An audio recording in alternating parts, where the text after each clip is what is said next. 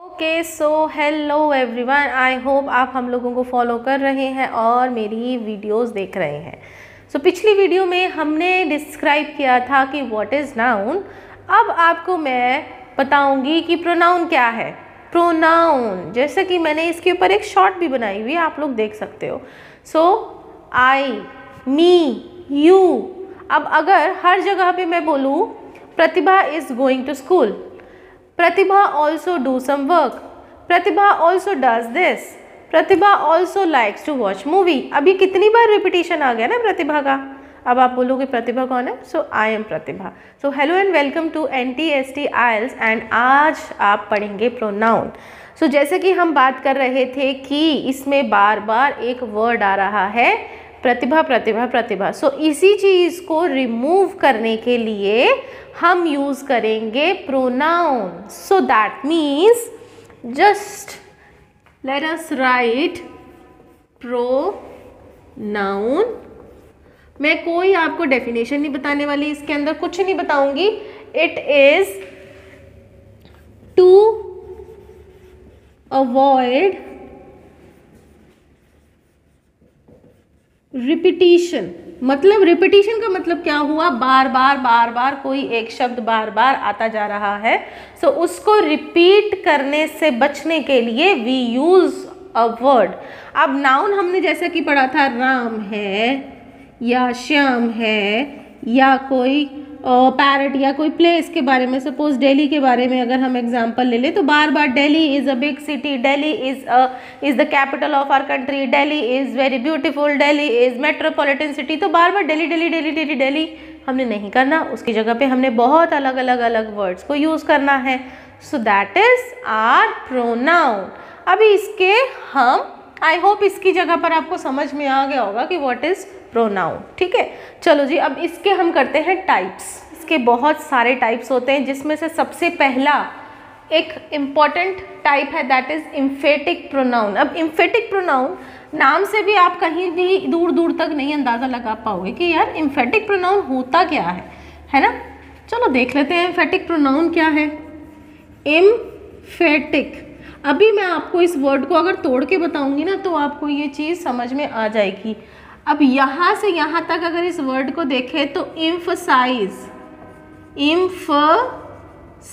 करना, किसी चीज़ को जोर देना किसी चीज़ के ऊपर।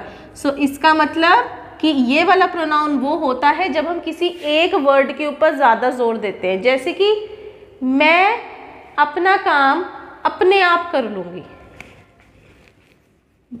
मैं अपना काम अपने आप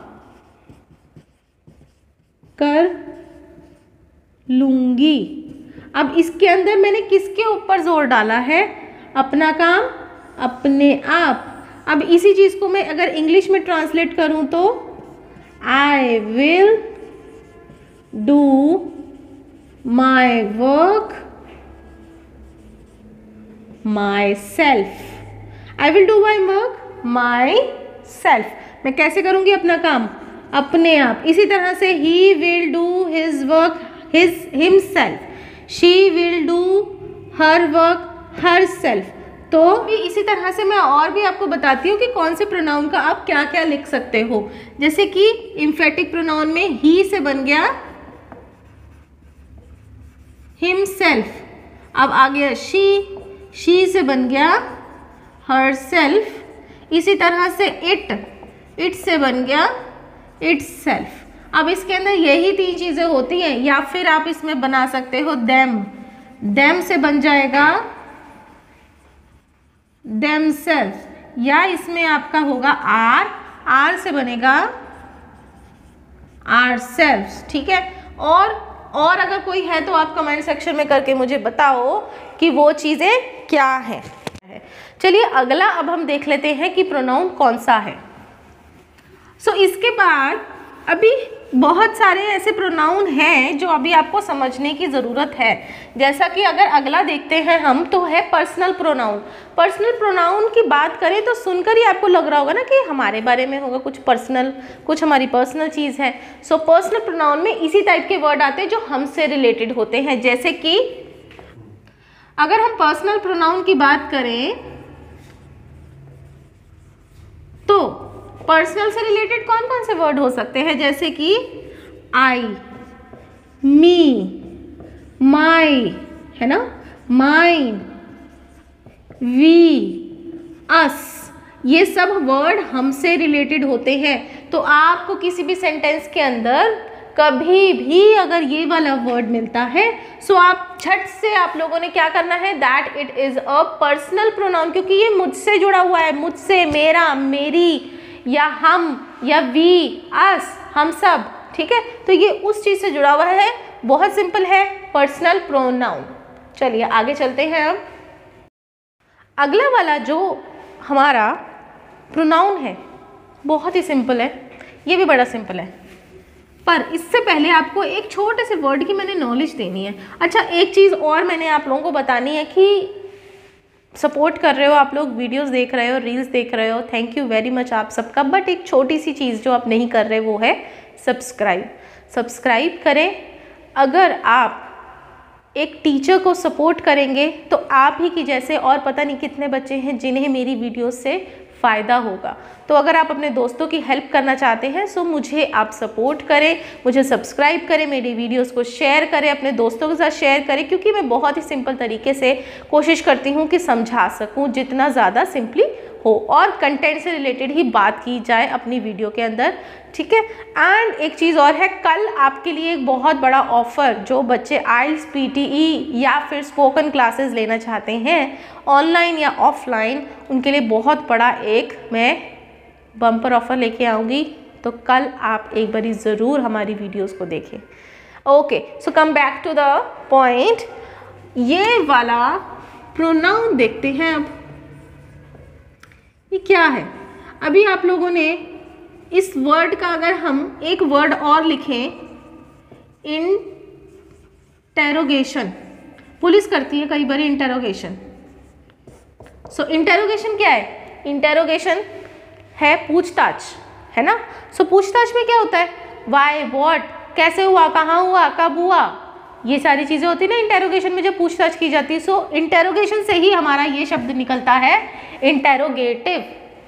इसका मतलब कि जब भी कोई भी शब्द जो भी W या H से स्टार्ट हो, जैसे कि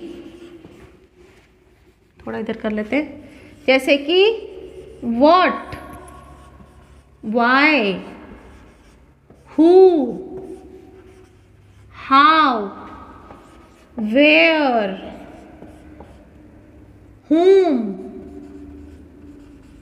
whose।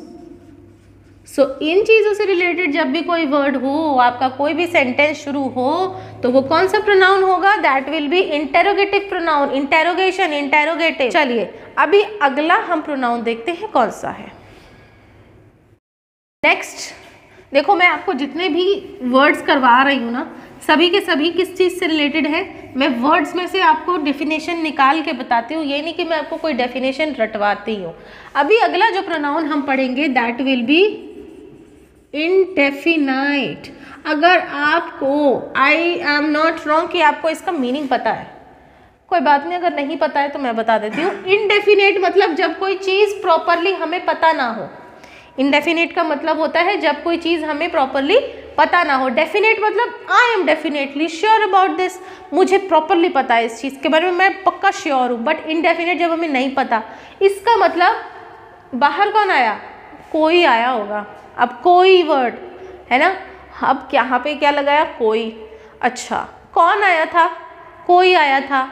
कितने बच्चे हैं, पता नहीं कितने हैं, कुछ हैं, फ्यू हैं, है ना।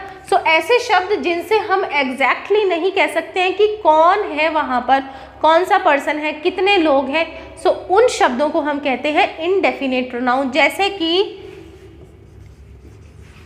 एनीबडी, ये क्या है, इनडेफिनेट, चलो एनीबडी के बाद फ्यू ना, फ्यू में अब हमें नहीं पता कितने, सम, मैनी में भी नहीं हमें पता कि कितने जने हैं, या फिर समबडी, कोई। सो इस तरह कई चीज़ें हैं, कई ऐसे वर्ड्स हैं जिसमें हम एग्जैक्ट नहीं आपको बता सकते हैं कि अब इसके अंदर और कैसे कैसे वर्ड्स होते हैं, जैसे कि ऑल, है ना। अभी इन वर्ड्स को देख के आपको क्या लग रहा है? अब जैसे अगर हम इसका सेंटेंस बनाएं, anybody want to eat this, किसी को कुछ खाना है, few of them are coming. अब फ्यू में कितने हैं? 2 3 4 5 कितने हैं? Some of the people visited that park, कुछ लोगों ने विजिट किया। अब कुछ लोगों में हमें नहीं पता कितने जने।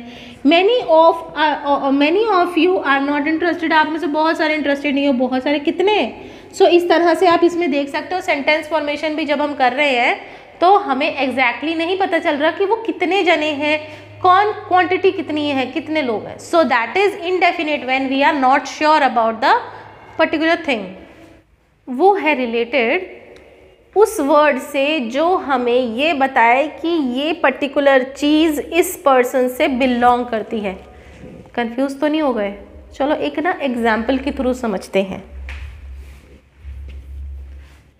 This pen belongs to the girl who is wearing black dress। अब ये पेन उस लड़की से बिलोंग करता है जो क्या पहनी हुई है? एक ब्लैक कलर की ड्रेस। अब यहाँ पर हु, अब इस पेन को हमने हु से किया कि ये लड़की वो वाली लड़की जिसने काले रंग के कपड़े पहने हैं, जिसने काले रंग की ड्रेस पहनी है। तो इसका मतलब हु है हमारा पहला वर्ड ऑफ रिलेटिव प्रोनाउन। ठीक है, सो फर्स्ट क्या हो गया? हु। अब अगला देख लेते हैं कि अगला कौन सा है। I love ice cream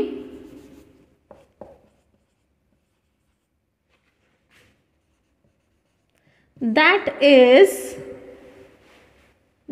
contains less sugar। मतलब मुझे वो वाली आइसक्रीम पसंद है जिसके अंदर कम शुगर होती है। अब हु एंड दैट, अब यहाँ से हमें ये पता चलता है कि रिलेटिव प्रोनाउन वो वाले वर्ड्स होते हैं जिसके अंदर 2 वर्ड्स आते हैं। जैसा कि अगर किसी भी शब्द में हमें हु मिले या किसी भी शब्द में हमें मिले दैट, सो वो हो जाता है हमारा relative pronoun, that and who. अब आप लोग मुझे इससे रिलेटेड ना जल्दी से कमेंट सेक्शन में कमेंट करके बताएंगे कि और कौन कौन से एग्जाम्पल दैट एंड हु से रिलेटेड हो सकते हैं। आपको समझ में आ गए हैं? हमने अभी पढ़े थे 5 प्रोनाउंस। इसके बाद अगली वीडियो में मैं कल आपके लिए एक ऑफर लेके आने वाली हूँ, और कल आप लोग स्टे ट्यून्ड मेरी वीडियो के लिए और इस वीडियो की पार्ट 2 के लिए। और आप लोग हैरान हो जाएंगे जो मैं आपको बम्पर ऑफर देने वाली हूँ। Thank you very much.